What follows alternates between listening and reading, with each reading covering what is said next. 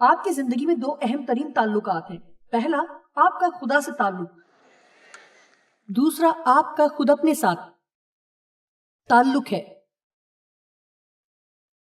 اگر آپ کا خدا کے ساتھ تعلق ٹھیک ہے اور اپنے ساتھ تعلق بھی ٹھیک ہے تو آپ کو دوسرے لوگوں کے ساتھ کوئی مسئلہ نہیں ہوگا.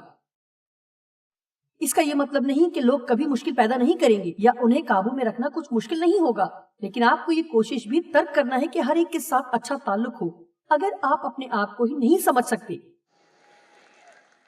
بہت سے لوگ خود کو پسند نہیں کرتے، وہ یہ بھی نہیں جانتے کہ ان کے مسئلے کی اصل وجہ کیا ہے. میں بھی نہیں جانتی تھی جب تک خدا نے مجھے نہ سکھایا، اور وہ یہ کہ میں کیوں دوسروں کو پسند نہیں کر سکتی، کیونکہ میں خود کو ناپسند کرتی تھی. میں یہ نہیں کہہ رہی کہ خود سے ہی عشق ہو، میرا مطلب ہے کہ خود کو متوازن طور پر پسند کرنا. اپنے تعلق سے آپ کا کیا رویہ ہے جو کہ آپ کا دوسروں سے تعلق پر اثر انداز ہوتا ہے. اگرچہ ہمیں خدا کے کلام میں سکھایا گیا ہے کہ آپ خود کو اس سے زیادہ نہ سمجھیں جو ہم ہیں، لیکن یہ کبھی نہیں کہا گیا کہ ہم اپنے آپ کو دوسروں سے کمتر خیال کرتے رہیں، بلکہ میں کہنا چاہوں گی کہ ایسا کرنا نامناسب ہے.